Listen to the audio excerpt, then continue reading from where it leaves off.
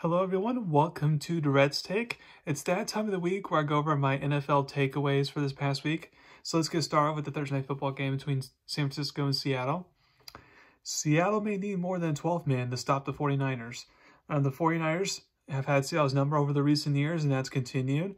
Despite no McCaffrey and Mason getting injured in the first half, Seattle couldn't stop the 49ers at all, and the crowd couldn't do its part. The 49ers now got the needed win into the bye because Seattle needs to get things figured out if they want to be a playoff team down the line. Next, we got Jacksonville versus Chicago. Bears kicked the Jaguars out of their London home. The Jaguars over the recent years have played well in London. That's why I was kind of picking them to get the upset in this game, but that wasn't the case this time around. At first, the Bears started slow, but once they woke up, they couldn't be stopped. Houston versus New England. No Nico, no problem. Both Stephon Diggs and Tank Dell had touchdowns to make up for the absence of Nico Collins. Also, what helped was having running back Joe Mixon back as well, as he rushed for 102 yards and a touchdown, and caught a touchdown as well. Washington versus Baltimore. The winner of the battle of the running quarterbacks goes to. Both of these QBs are very similar to each other. In the end, the veteran Lamar got the win over the rookie, although Lamar, I'll admit, has more to work with than what Daniel does as far as the rushing game goes. Arizona versus Green Bay. Romeo, there you are, that Romeo. Romeo Dobbs has not liked his usage, this season, which is why he got suspended in the game and all that. Well, in this game, he had 2 touchdowns, so he can't complain much right now. Tampa Bay versus New Orleans. Bucks win turnover palooza. Both teams had 3 turnovers this game, yet it did not affect the Bucks as they continue to put points on the board and get a big divisional road win to stay 1 step behind Atlanta. Colts versus Titans. Flacco avoids the Titanic.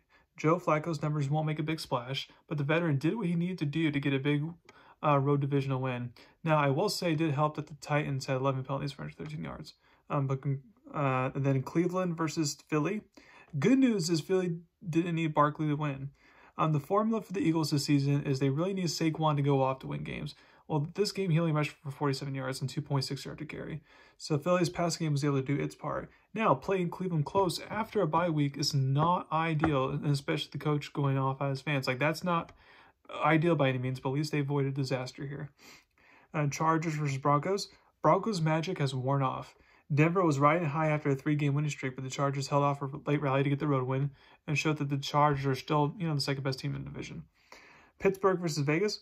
New QB, same issues. As I predicted, a quarterback change for the Raiders was not going to solve any issues. The Raiders' defense is not good, and the offense can't run the ball. They really need to get actually, they just got the Adam trades done recently, so that'll help kind of start the rebuild process. Detroit versus Dallas. Despite a 38-point win, season is over for Lions. When you play the star players up 4 touchdowns in the third quarter, you take a risk, and it did not pay off as star pass rusher Asa Hutchinson broke his tibia and probably will be out the rest of the season. There's only a few players, for each team that if they lose that play for that season, they are not winning the Super Bowl. If you take out quarterbacks. But Hutchinson is just that dude for the Lions. Not having a pass rush is problematic. Now, if the Lions make a midseason trade for a Son Reddick or Max Crosby, then of course, yeah, they're back in it. But if they don't make a big trade like that, then they're not going to win it, despite the good offense. Atlanta versus Carolina. Abba was in a groove. A for Algier, B for Bijan, A, B, B, A, doesn't matter what order you put it in. Both were in a groove as they rushed for a combined 200 yards and 3 touchdowns. When the Falcons can run the ball and not rely on Cousins to bail them out, it makes them that much more dangerous. Cincinnati versus New York Giants. Danny Dimes, primetime, yips, continue. Daniel Jones is now 1 of 14 in primetime games. I know New York's big brand and all that, but and they obviously can have 1 Thursday night football game because every team gets at least 1 primetime game a year. So they can have that. But otherwise, they should not be on Sunday night and Monday night football until they get an elite QB.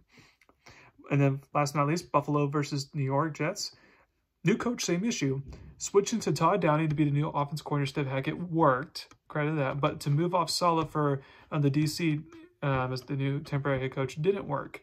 One of the main problems for Saleh's teams was penalties. Now, both teams had the same amount of penalties, but, when you're the Jets, you have 11 penalties for 100 yards, over 100 yards. That's not going to win you games. I know the weather caused 2 missed field goals that Zerline would normally make, And I know Rodgers threw just one bad pass late that got picked, and normally that's not him. But penalties was the main issue, and now it makes things difficult. Now, luckily, you know, they get the Adams trade and all that, so maybe they're not out of it yet for the playoffs, but they're definitely behind the 8 ball here. Now, thank you very much for listening to my podcast today. Please subscribe to my channel and tell me about me. Thank you very much, and y'all have a wonderful day.